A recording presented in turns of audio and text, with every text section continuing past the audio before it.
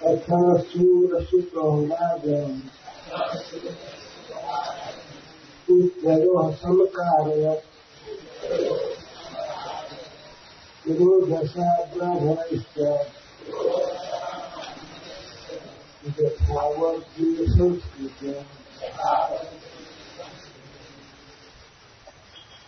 शूरसुतः सूरपुत्र श्री वसुदेव जी राजन हे महाराज परीक्षित पुत्रों दोनों पुत्रों के कृष्ण बलराम के संस्कारवत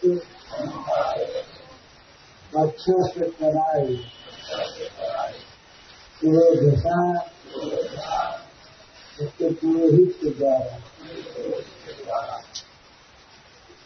ब्राह्मणश्च और अन्य ब्राह्मणों द्वारा यथावत जैसा होना चाहिए दिल संस्कृतों दिल संस्कार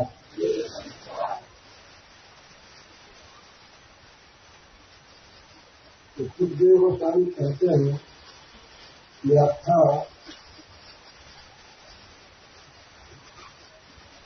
माता पिता को कारागार से छुड़ाने के बाद और उग्रसेन महाराज को राजा बनाने के बाद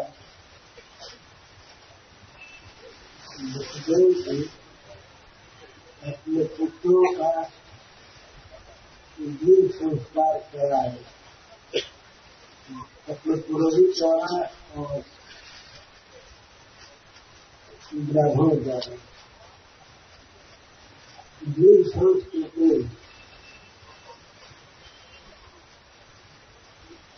ब्राह्मण क्षत्रिय और वैश्य इन तीनों को द्वीप कहा जाता है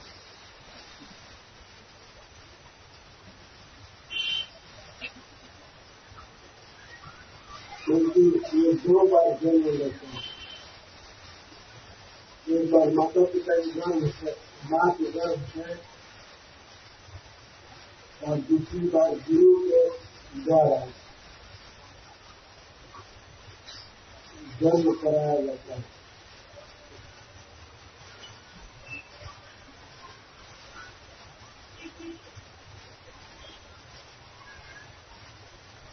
यथावत ज्ञान लेकर के भगवान के बारे में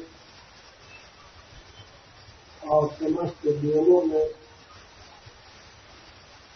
चित्त को लगाता है गुरु, इसलिए यह गुरु के द्वारा दूसरा जन्म है। अन्यथा प्रथम जन्म से सभी शुद्ध होते हैं।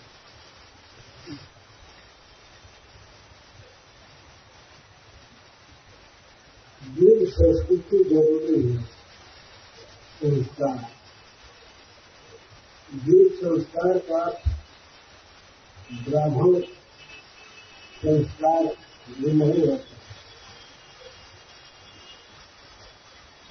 ब्राह्मण बनाना, क्षत्रिय बनाना और शुद्ध वैश्य बनाना, इसको दिल संस्कार कहते हैं। कृष्ण बलराम दिल संस्कार प्राप्त किए, इसके द्वारा पुरोधसा पुरोहित के द्वारा और अन्य ब्राह्मणों के द्वारा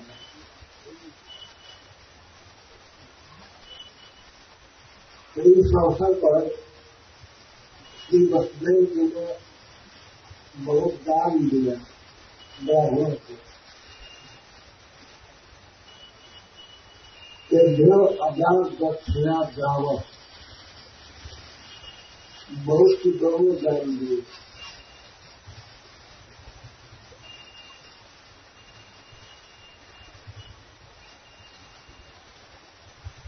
सभी गौओं का पूर्ण श्रृंगार हुआ था। ये सोने की मालाएं पहनी थी, रूप माला तुरंत का अच्छे अच्छे वस्त्रों से उसको सजाया गया था। हमको चित्रकारी की गई थी और सोने की मालाएं पहनाई गई गौओं को, और जिन ब्राह्मणों को दान दिया रहे थे वो ब्राह्मण भी आमंत्रित थे।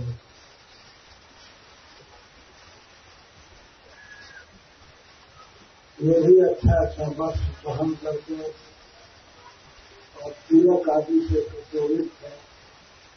गायों का दान किया गया तो गौए सब बछड़ों के साथ थे। गौओं के बच्चे भी दान दिए गए। यह अर्थ है कि दुधारू गौए दान दिए।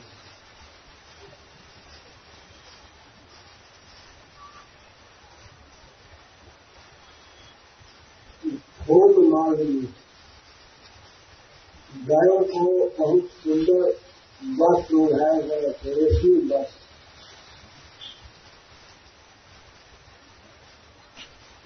और रत्नों की माला तो पहनी ही थी, उसके साथ पुष्प की माला पहनी।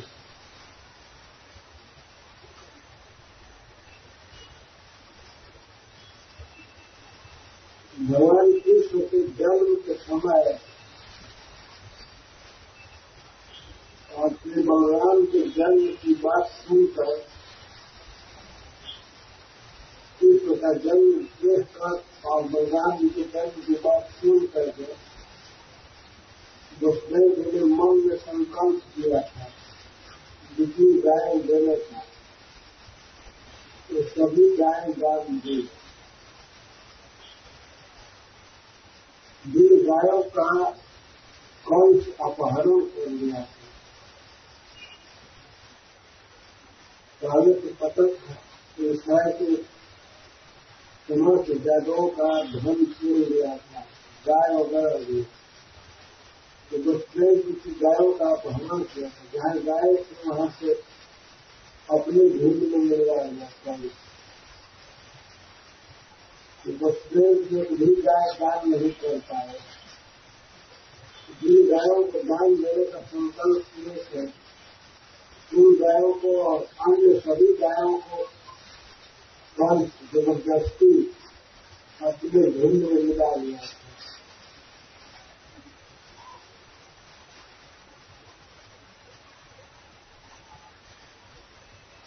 तो जो उस समय उन्होंने संकल्प किया था गाय दान देने का, मनोमुक्ता महामती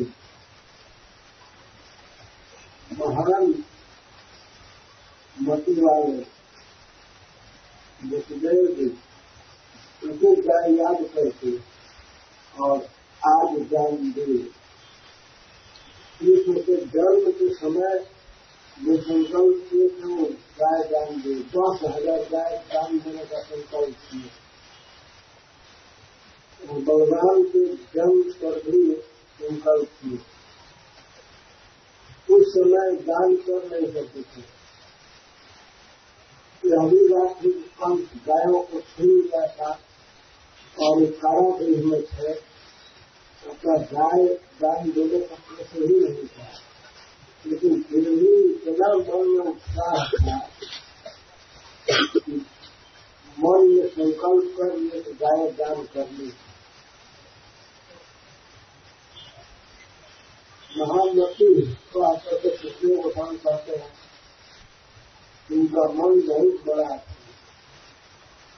भगवान के अवतार से उनको काफी प्रसन्नता थी और मन में दान कर दिया।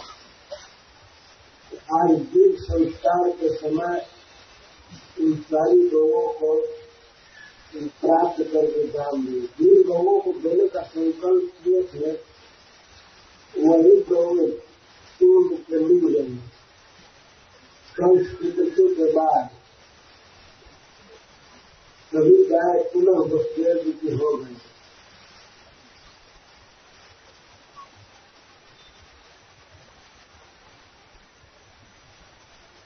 या कृष्ण राम जन्म मनोतत्ता महामति शास्त्र जगत अनुस्मृत्या कंसेन अधर्म को हटा। कंस के द्वारा अधर्म से जो गौएं अपहृत हो गई थी उन समस्त गौओं को दिए।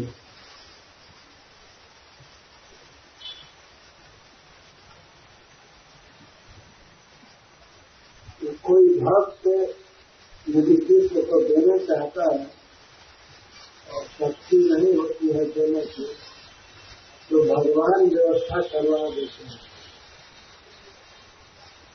भक्त को ऐसी स्थिति में काम देते हैं कि वो दान देता है। वो स्वयं भी दान देने की स्थिति में नहीं थे, लेकिन भगवान ने उनको सक्षम बना दिया। कंस का वध किया और अपने पिता के सारे धन को लौटा दिया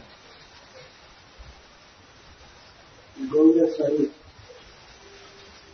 इससे शिक्षा मिलती है कि भगवत सेवा का संकल्प करना चाहिए, भगवान पूरा करते हैं। यदि सच्चा संकल्प है तो पूरा करेंगे। भक्त में शक्ति देंगे तो कर सकेगा भगवान की सेवा, पर सेवा करने की लालसा होनी चाहिए।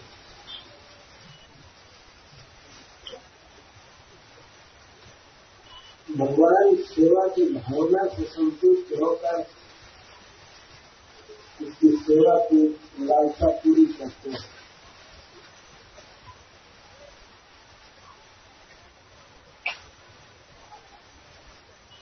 तपस्या संस्कारों की तुम क्या शीघ्र है गर्गा प्रदुख लादा त्याम रुकना।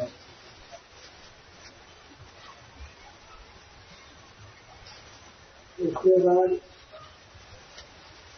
भगवान जीवन को प्राप्त किए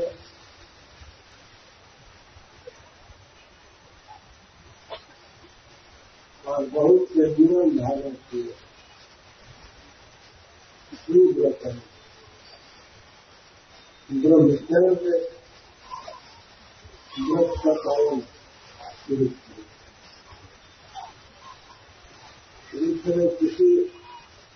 किसी से बात करना इत्यादि उन्होंने कभी नहीं किया।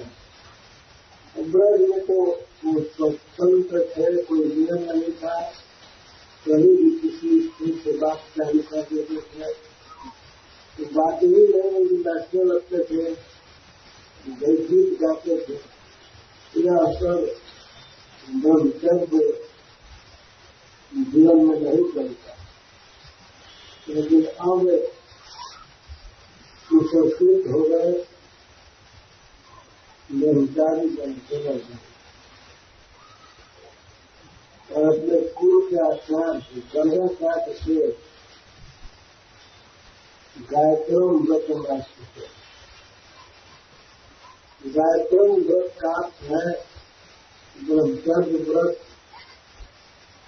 और वेद पढ़ना।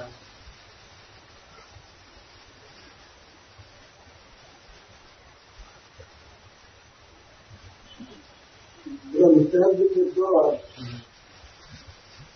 ब्रह्मचर्य एक अर्थ है कि ब्रह्म माने भगवान। ब्रह्म को प्राप्त करने के लिए जो नियम धारण किया जाता है उसको ब्रह्मचर्य व्रत कहते हैं। और दूसरा ब्रह्म का है तपस्या।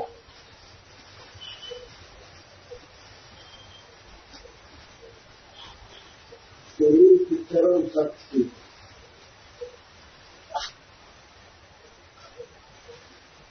लीड की रक्षा करना, शरीर में उसको भी निगरानी बनाना, इसको ब्रह्मचर्य व्रत कहते हैं। ये दोनों दृष्टि से दोनों भाई इस व्रत को धारण किए।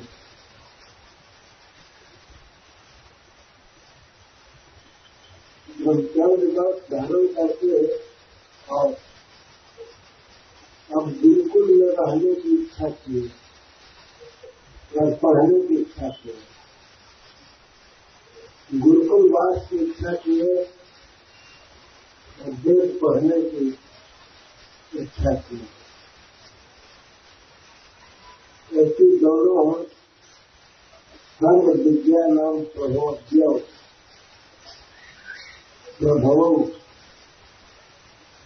जितनी विद्याएं हैं वेद शास्त्रों में कही गई है, समस्त विद्या की सर्वोच्च कृष्ण बलराम प्रभव सर्व विद्या नाम सर्वज्ञ जगदीश्वर श्री कृष्ण बलराम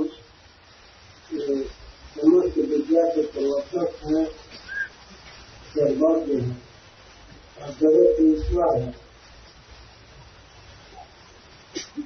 इनको कोई पढ़ने की आवश्यकता नहीं है, ये कुछ याद करेंगे तब इनको स्मरण आएगी विद्या, स्वतः सिद्ध विद्या।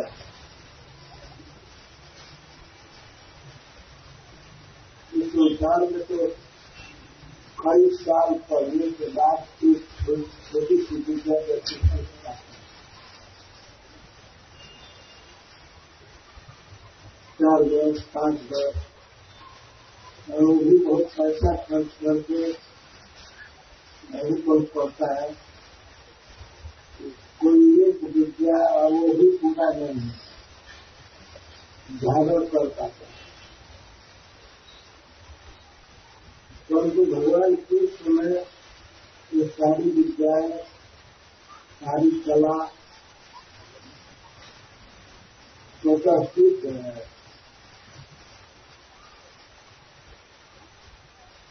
और श्री बलराम के लिए अतः है दोनों सर्वज्ञ हैं, सब कुछ जानते हैं,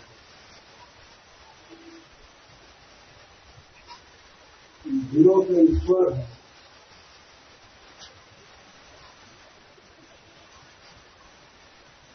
मन सीधा मला ज्ञान, उनका ज्ञान कभी भूलने वाला नहीं है, स्वतः सिद्ध है, परंतु अपने नित्य सिद्ध ज्ञान को छिपा रहे थे। मनुष्य चेष्टा द्वारा, मनुष्य लीला द्वारा नए हितन मानव छिपा रहे थे, मनुष्य लीला कर रहे।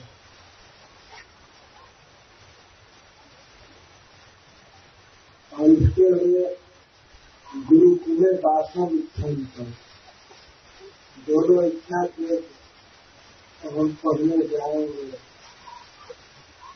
गुरुकुल में रहेंगे।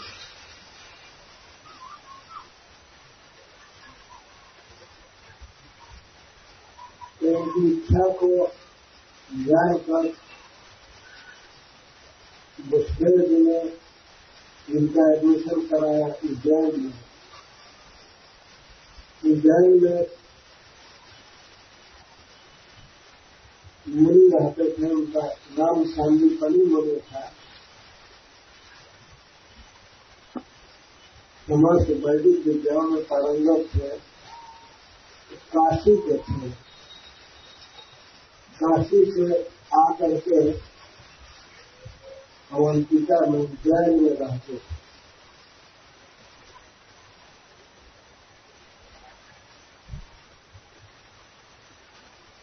तो कृष्ण बलराम सांदीपनी मुनि के यहाँ गुरुकुल में वास किए।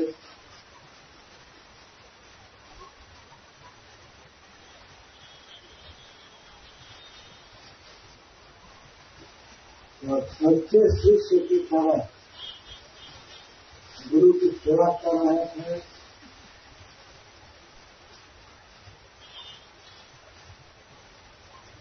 उन्हें प्रसन्न कर रहे थे। सेवा और पढ़ाई, देश की सेवा कर रहे थे और पढ़ रहे थे। तो केवल 64 दिन वास किए उज्जैन में, 2 महीना 4 दिन।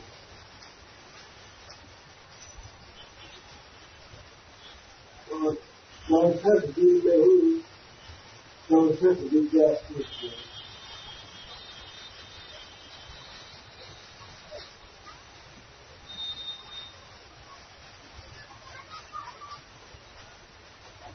गुरु महाराज संदीपनी मुनि इनको विद्या पढ़ा रहे थे।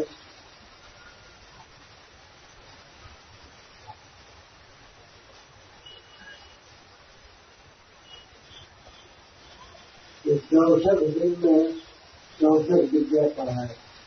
एक दिन में संपूर्ण ज्ञान।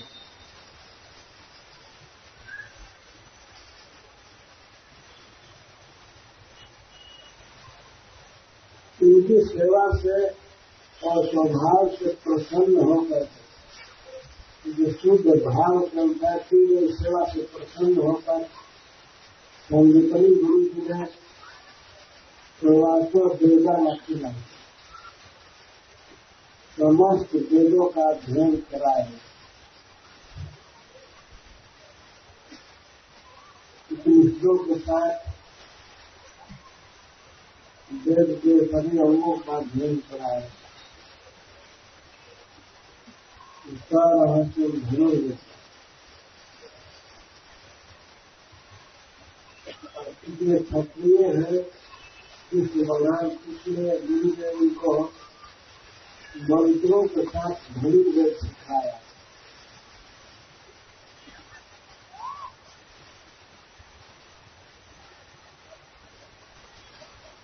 मंत्रों के साथ बाण चलाएगा।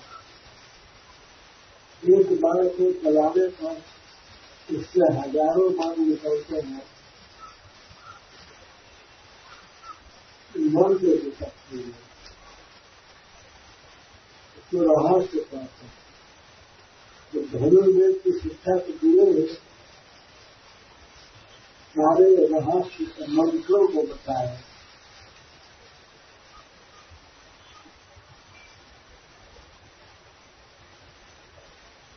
और मानसम धर्म को सिखाए, पढ़ाए, मतलब मनुष्य इत्यादि को पढ़ाए।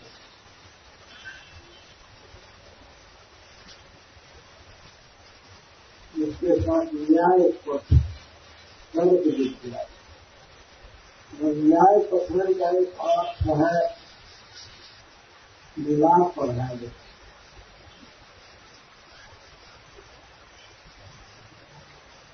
सारा कानून जिससे न्याय कर सके।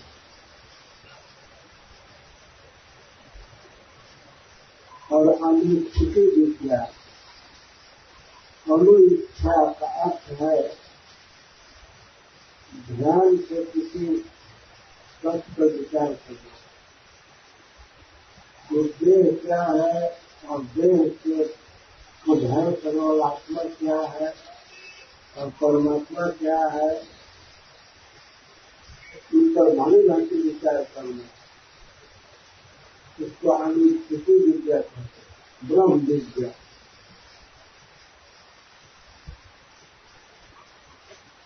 इसके साथ राजनीति,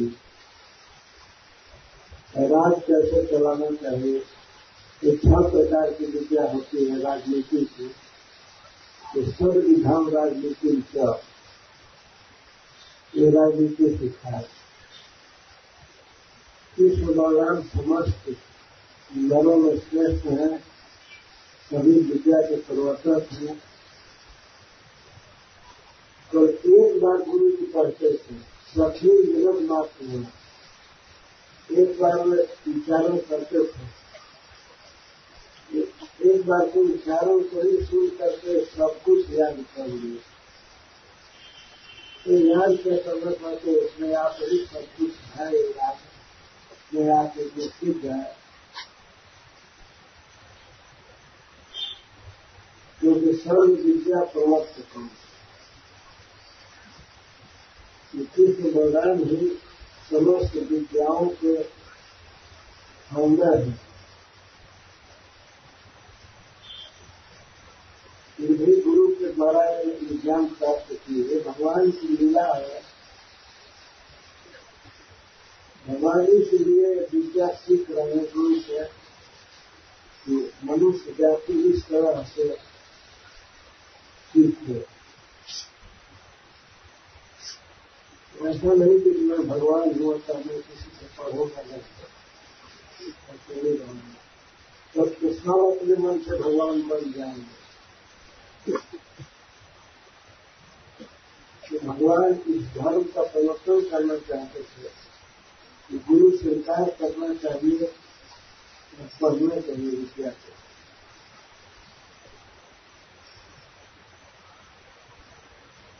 भगवान की अद्भुत लीला सबको जानते हैं और सबके योग्य हैं। यदि गुरु की सेवा की और पढ़े, विद्यार्थी जीवन में किस प्रकार पढ़ना चाहिए, इसको भगवान कृष्ण अपने आचरण से सिखा रहे हैं।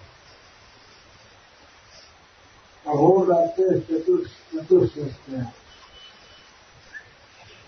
संयतों का करा। जब दोनों भाई पढ़ते थे उज्जैन में तो रात दिन पढ़ते रहते। उस समय बिजली नहीं थी, लेकिन घी का दिया जला करके रात भर पढ़ते थे और पूरा दिन रात दिन पढ़ते थे। सब कुछ धारण कर लेते थे, एक बात सुनने से ही, लेकिन पाठ करते रहते थे। रात को ही और दिन में 64 दिन रात।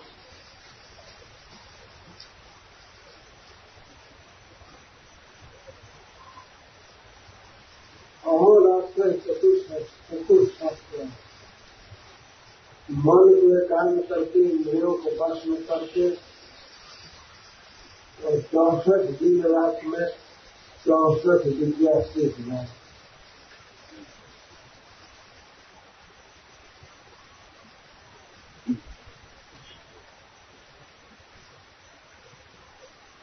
भगवान शिक्षा दे रहा है, इस तरह से पढ़ना चाहिए।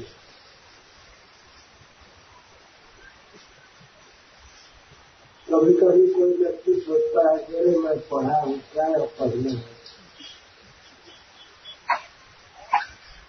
वेद शास्त्र पर विश्वास नहीं करना चाहिए। गोस्वामी तुलसीदास जी लिखे हैं रामचरित मानस में, किस किस पर विश्वास नहीं करना चाहिए। वेद पर, शास्त्र पर और राजा पर और स्त्री पर विश्वास नहीं करना चाहिए।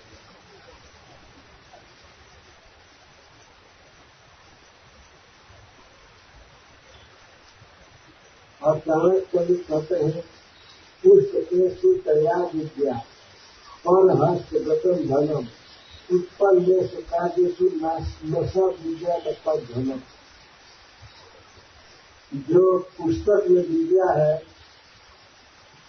और दूसरे के हाथ में धन है, तो कार्य उत्पन्न होने पर, आवश्यकता पड़ने पर वह धन नहीं है और वो विद्या भी विद्या नहीं है, जो ग्रंथ में है। जब कुछ बोलने को कहा जाएगा तो ग्रंथ में विद्या रहकर क्या करेगी, भूल जाएगा।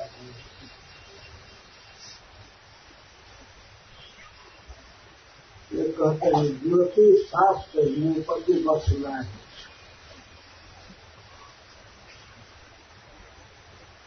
ज्योतिष स्त्री पर विश्वास नहीं करना चाहिए कि हमारे बस में है।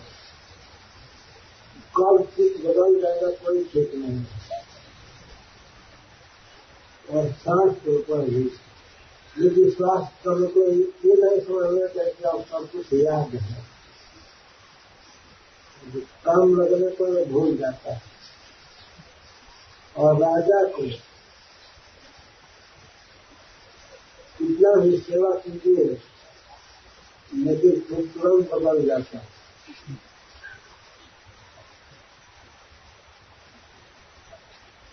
भोज के समय सबके पास हाथ जोड़ेगा, मांगेगा कि हम आपकी सेवा करेंगे, हमको एक बार सेवा का अवसर दीजिए, और दस्तूर दिया जाता है तब सेवा करना दूर बात है और क्यों हृदय दिखाता है, बदल जाता है।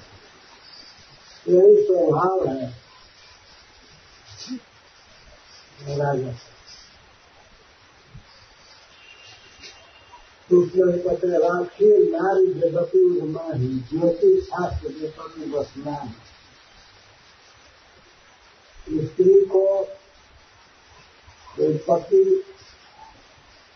देख रहा है कि मेरे साथ है, एक बेड पर है और हाथ से छू कर देख लिया है कि हाँ है, तो भी विश्वास न करे कि वो है।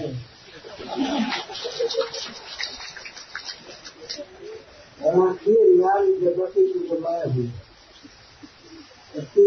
वो उसका आलिंगन किए है, देख रहा है कि है, लेकिन उसकी गाय भी समझे, विश्वास न करे। इसी तरह से शास्त्र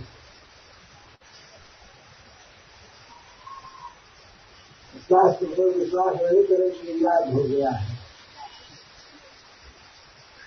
शास्त्र से उनको देखिए, शास्त्र को बार बार देखना चाहिए, पूरा याद है फिर भी पढ़ता रहे, पढ़ते रहना चाहिए। और राजा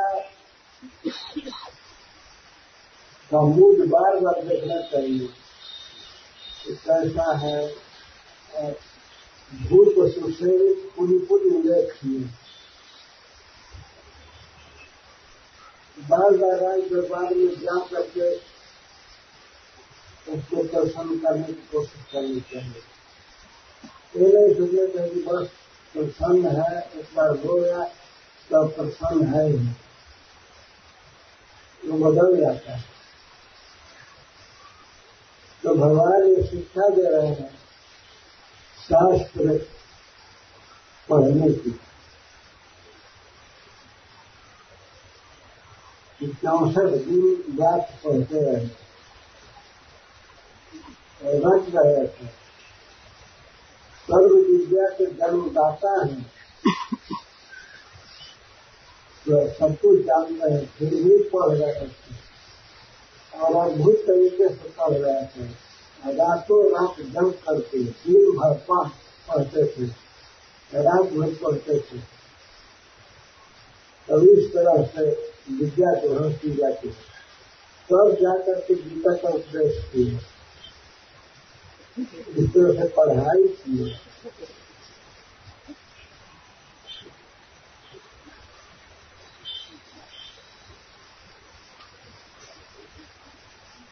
भगवान की लीलाओं के पीछे कुछ संकेत होता है, याद होने पर भी बारंबार पढ़ना चाहिए। भगवान को, श्री बलराम जी को सब कुछ याद है, पर इस तरह पढ़ रहे हैं, खूब मेहनत करके पढ़ रहे हैं, नींद छोड़ करके, दिन में अन्य काम खेल कूद छोड़ करके पढ़ते हैं, और रात में नींद छोड़कर पढ़ने में वे सोए नहीं। 2 महीना सोए नहीं, मेहनत किए, परिश्रम किए।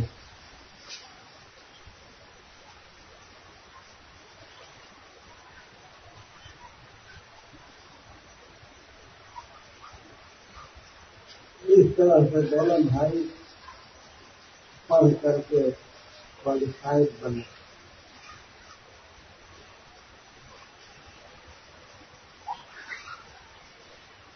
जब तुम पढ़ाई पूरा कर लिए तब अंत में गुरु जी ने कहे,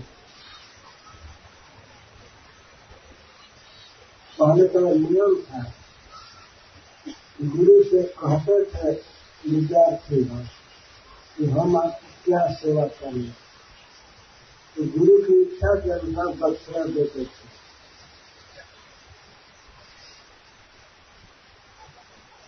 गुरु दक्षिणा चार्जम छंदया मार सके ये महाराज परीक्षित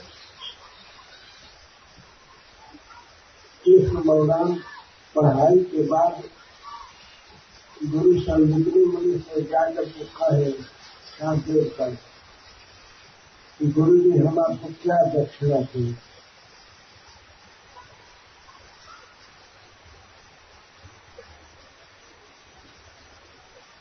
तो गुरु जी अपनी पत्नी से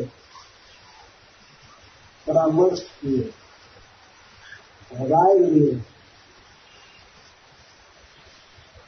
उनकी पत्नी ने देखा था कि इन दोनों विद्यार्थियों का अद्भुत स्वभाव है, अद्भुत स्मरण शक्ति है और अद्भुत तेज है।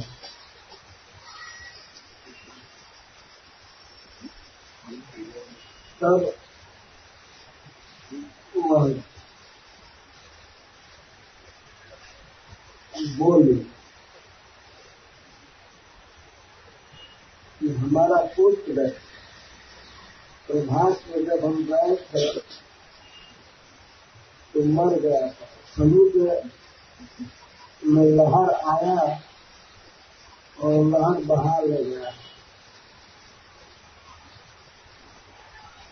संदीपनी मुनि गए थे द्वारका और प्रभास क्षेत्र भी गए, तो वहीं पर अपने पुत्र को सुला करके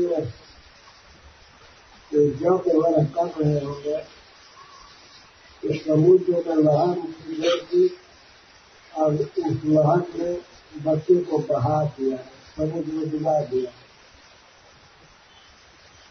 मर गया।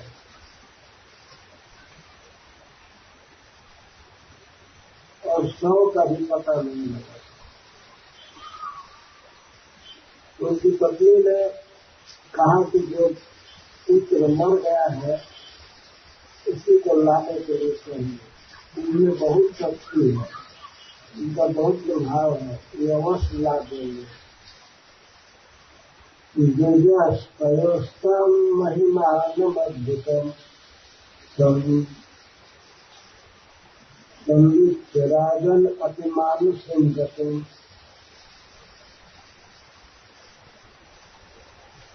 सम्मंत पत्न्या च महानृतम बालम प्रभासे दयाम्ब भूव।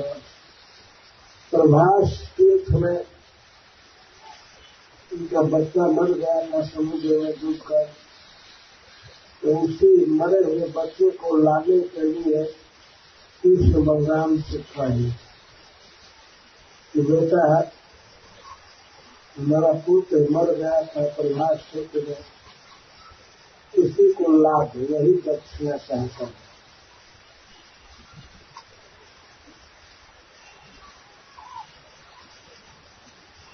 यह अद्भुत दक्षिणा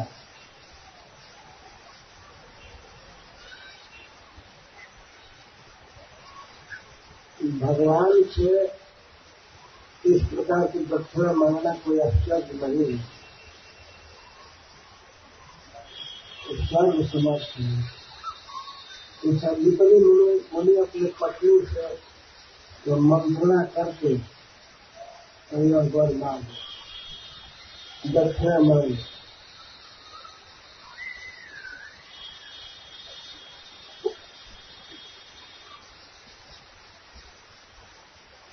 कृष्ण बलराम तुरंत अपनी गाड़ी पर रथ पर चढ़े, मथुरा से रथ आया होगा, उस रथ पर चढ़े और उज्जैन से द्वारका गए और प्रभास से गए।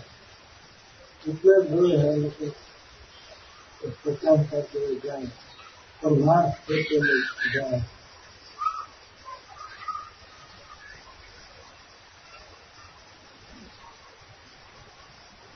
तो समुद्र के किनारे पहुंच कर दोनों भाई थोड़ी देर तक बैठ पूजा किए। समुद्र सूर्य है,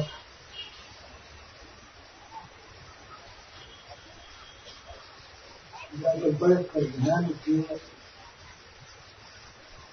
तो समुद्र मूर्तिमान प्रकट हो गया।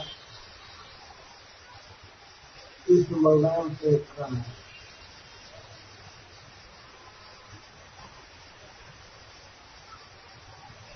तो मैं आपकी क्या सेवा करूं?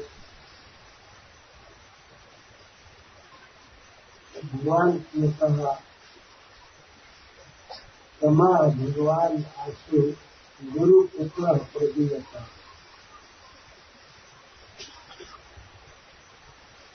भगवान ने तुरंत कहा कि जितना शीघ्र हमारे गुरु के पुत्र को ला दे।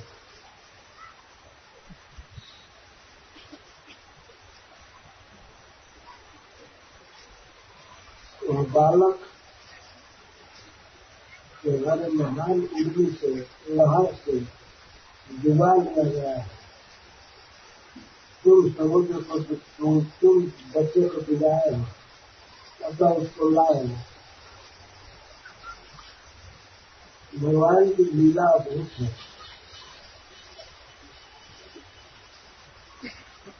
आज्ञा देते हैं, जितना जल्दी हो लाओ हमारे गुरु पुत्र को।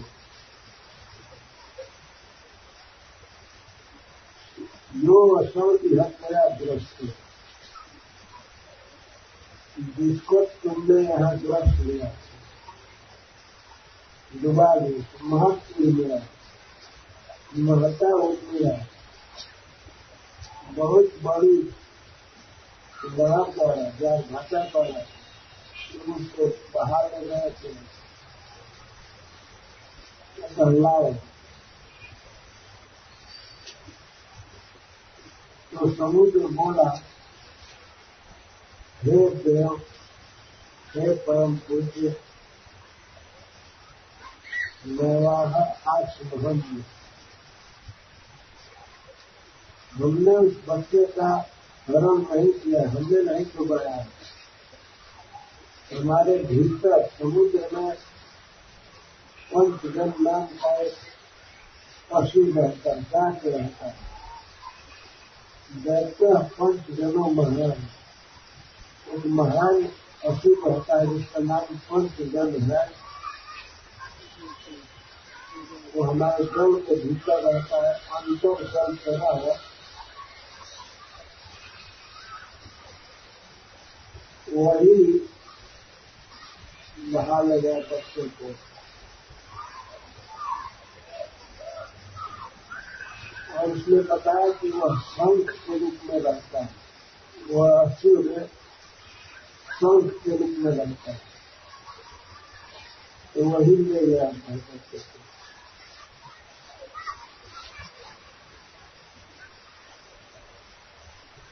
उसको सुन करके भगवान कृष्ण बलराम जी का समुद्र में कूदे और जल के भीतर जाकर घूमने लगे उस असुर को। पंचजन उसके पेट को फाड़ करके भगवान ने उस बच्चे को खोजने की कोशिश किया, लेकिन उस असुर को मारे, उसका पेट फाड़ करके देखो तो उसमें बच्चा नहीं था। लेकिन बाहर आए तो उस शंख को लेते आए। इस पंचजन के उत्पन्न शंख था, इसीलिए भगवान के शंख को पांचजन्य कहते हैं, पांचजन्य शंख। तो लेकर के भगवान आए, बच्चा तो नहीं मिला लेकिन शंख मिला।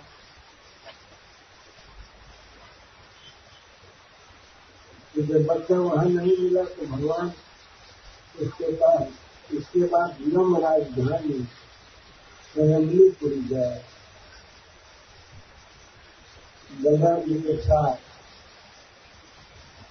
और देवराज की नगरी स्वयंपुरी में जा करके शंख बजाए। इस शंख के ध्वनि को सुन करके प्रजा को अपने बस में रखने वाले जमराज जी आए, प्रकट हुए।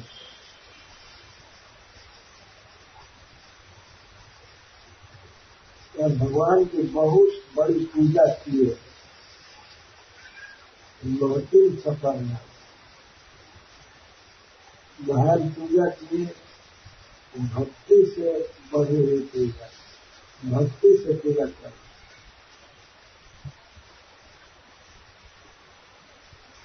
और चरणों में प्रणाम करके बोले, सबके हृदय की गति को जानने वाले कृष्ण, तो प्रणाम करके बोले, हे लीला मनुष्य, लीला करने के लिए आप मनुष्य विग्रह प्रकट किए, और हे विष्णु आप सर्व व्यापक हैं। तो हम आप दोनों की क्या सेवा करें? तो यमराज के लोक में यमराज पूछ रहे हैं कुछ बोला कि हम आपकी क्या सेवा करें? तो भगवान ने कहा, गुरुपुत्रम इहादीतम, गुरुपुत्र यहाँ लाया गया है कर्म निबंधन, अपने कर्म के कारण कर्म में बंधा हुआ गुरुपुत्र यहाँ पर लाया गया है। आनयस्व महाराज, हे महाराज आप उसको लाइए। आनयस्व मत शासन सुरक्षित, मेरी आज्ञा है, मेरी आज्ञा को सुन करके आप उस मरे हुए गुरुपुत्र को लाइए। तो यहाँ आया है। यमराज जी ने कोई तर्क नहीं किया कि यह नहीं आया, चले आया है,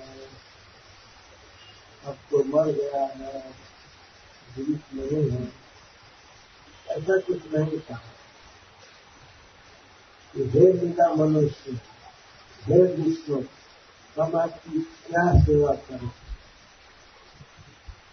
भगवान ने कहा कि गुरुपुत्र यहाँ लीता, गुरुपुत्र यहाँ आया है, अपने कर्म बंधन में फंस करके इसको लाइए। आप हमारे आदेश का आदर कीजिए और लाइए।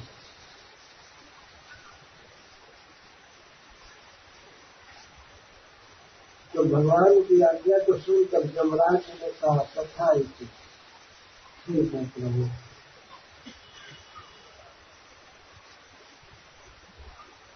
तो खेती अनुसार नीचे तो गुरुपुत्र को लाया। तो गुरुपुत्र देव का सेवक था, ताजा शरीर था और जीवित था। और जीवित का याद नहीं का वो बेहोश हो गया था, कुर्सियों में रखा गया था, बिल्कुल शरीर ताजा था। वो आया तो उसको लेकर के दोनों जगवंश शिरोमणि कृष्ण बलराम आ गए उज्जैन।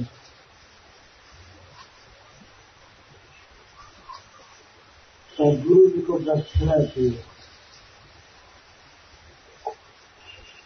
उन्होंने जो मांगा था गुरु के आगे गुरुपुत्र को रह करके फिर कहे गुरु बेस्वय थी और दोनों पूछे और आपकी क्या सेवा करें, आपने संकोच करिए, यह गुरु दक्षिणा दिए। इस तरह से कभी सुने हैं, कभी नहीं सुना है। इसमें भगवान है, इसमें कोई संदेह नहीं।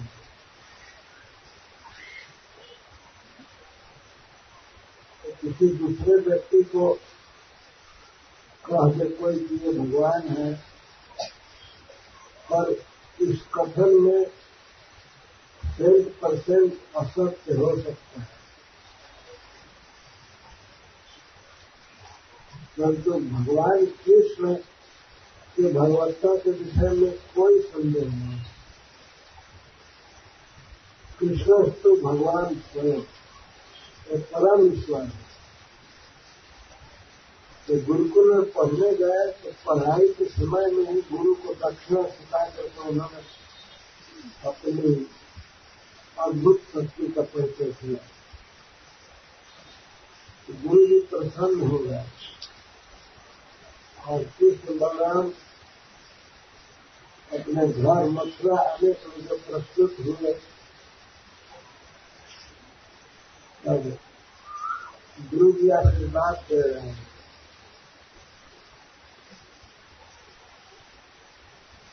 दोनों पुनः गुरु जी के चरणों में प्रणाम किए और मथुरा लौटने के लिए तैयार हुए। तो गुरु जी आशीर्वाद दे रहे हैं। तो उन्होंने कहा सैकड़ों विद्यार्थी पढ़ेंगे और पढ़े हैं भविष्य में ही पढ़ेंगे, लेकिन बेटा तुम दोनों के समान विद्यार्थी किसी को नहीं मिले होंगे और न मिलेंगे। तो मेरा धन्य भाग है, मैं धन्य हो गया कि तुम दोनों हमारे शिष्य बने। तीनों लोक में और तीनों काल में, भूत से वर्तमान भविष्य, तीनों काल में और तीनों लोक में ऐसा कृष्ण हमने नहीं सुना जैसा तुम दोनों ने किया। मरे हुए गुरुपुत्र को जब लोक में जा करके लाभ देना, क्या कभी आप सुने हैं?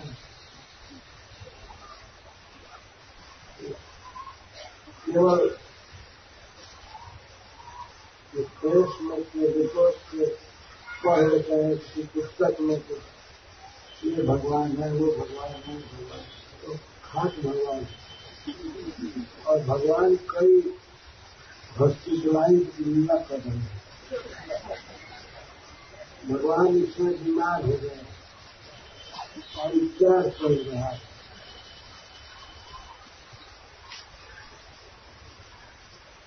कृष्ण वास्तविक भगवान है।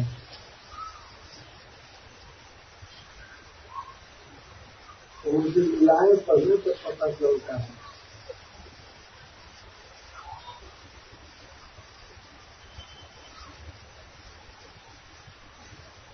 तीनों लोक में ऐसी घटना नहीं हुई और तीनों काल में नहीं होगी। अनेक विद्यार्थी पढ़ते हैं, पढ़ेंगे और पढ़ चुके हैं, लेकिन ऐसी फीस कोई नहीं दी। अद्भुत दक्षिणा।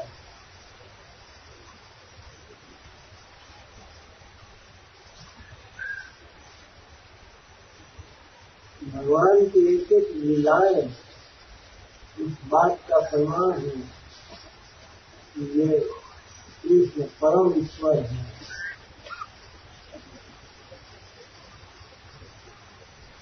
इनका जन्म लेना अद्भुत हुआ। जन्म के समय चार भुजा में प्रकट हुए और जन्म लिए और माता पिता की कथा सुनाने लगे कि आप पूर्व जन्म में कृष्ण और कृपा थे। उसके बाद दीदी और कश्यप बने और इसके बाद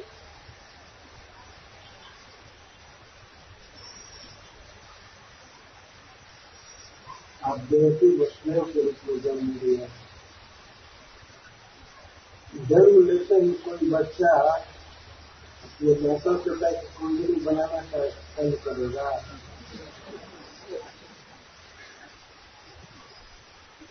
लेकिन भगवान कृष्ण के विषय में सब लिखा गया है। देवकी वसुदेव को संतुलन करने लगे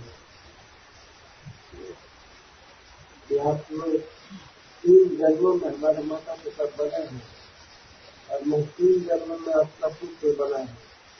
इसी देह से देह बदल करके नहीं, इसी स्वरूप से अपना पुत्र बना है। और आप यदि डरते हैं तो मुझको नंद बाबा को यहाँ पहुंचा दीजिए। गुरु आशीर्वाद दे बेटा, तुम जो विद्या पढ़े हो वह विद्या कभी भी न भूलो। ये हमेशा याद है।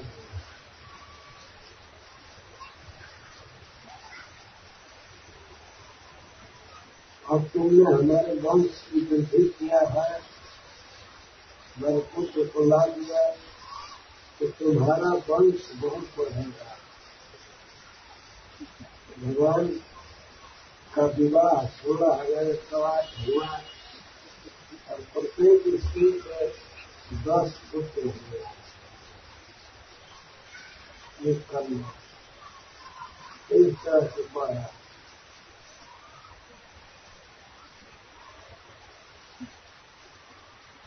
तो गुरु जी ने आशीर्वाद दिया था, तुम्हारा शौर्य, तुम्हारा धैर्य अद्भुत है। तुम अपने शत्रुओं को परास्त करोगे। तुम्हारी विद्या का प्रकाश सारे जगत में रहेगा। जब तक ये पृथ्वी रहेगी तब तक भगवत गीता रहेगी।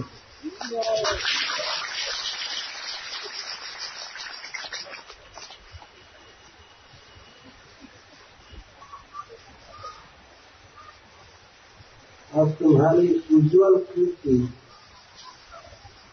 धौल जस सारे जगत में फैलेगा। और यहाँ नहीं समझना चाहिए कि संगीतानी गुरु के आशीर्वाद से भगवान कृष्ण में सब आया। इनमें अपने आप सब कुछ है।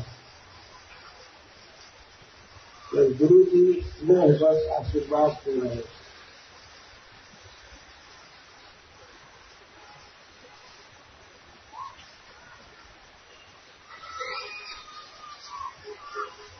इस प्रकार की दुर्दक्षिणा चुका करके दोनों भाई गुरु जी को बारंबार प्रणाम किए और उज्जैन से प्रस्थान किए। वसुदेव जी ने वाक्य भेजा था। ये निश्चित था कि 3 दिन के बाद आ जाएंगे और पता लगाते थे कि पढ़ाई पूरा कर ले, पढ़ने में तेज है। तो उसी हिसाब से रात भेज दिए। उस रात पर दोनों सवार हुए। रथ की आवाज मेघ के समान थी। और रथ की गति वायु के समान, बहुत तेज गति से चलने वाले घोड़े से जीते थे। तो उस रथ पर चढ़कर दोनों मथुरा दिया है। तो कृष्ण बलराम को 2 महीने से मथुरावासी नहीं देखे थे, परंतु आज मथुरा के वास्तविक धर्म को, वास्तविक जीवन को देखा है। दोनों भाइयों को देखकर वहाँ के पशु पक्षी और मनुष्य सभी बहुत हर्षित हुए। विष्णु पुराण में लिखा गया है कि पक्षी ऐसे गा रहे थे, लगता है कि आनंद में कृष्ण बलराम कीर्ति गा रहे हैं। गौएं बिल्कुल प्रसन्न थी, घोड़े प्रसन्न थे और हाथ थे, और सब लोग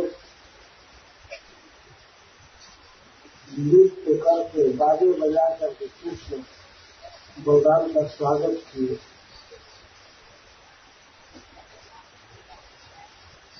ऐसा लग रहा था कि कोई जैसे धनी व्यक्ति का धन नष्ट हो गया है, परंतु फिर से धन पा गया, उसको जैसी प्रसन्नता होगी वैसी प्रसन्नता मथुरा के लोगों को हो रही है, क्योंकि मथुरा का वास्तविक धन कृष्ण बलराम, उनको पा करके वो बहुत प्रसन्न हुए।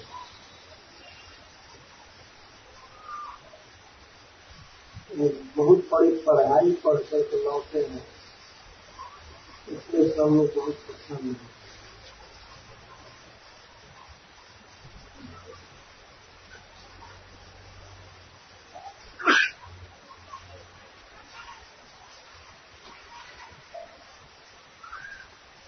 कृष्ण बलराम मथुरा के लोगों के जीवन तो इनको पुनः पा करके वो बहुत प्रसन्न है।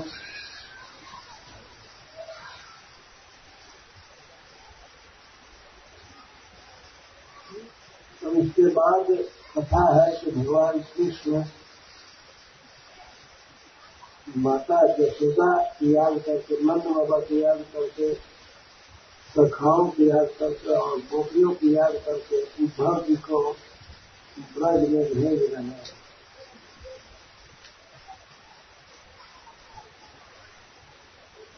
कृष्ण बलराम को पा करके जो यही आनंद से परिपूर्ण मन की स्थिति में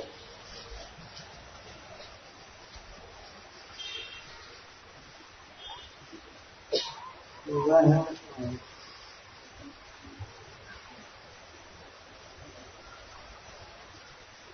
यदि संभव है तो बहुत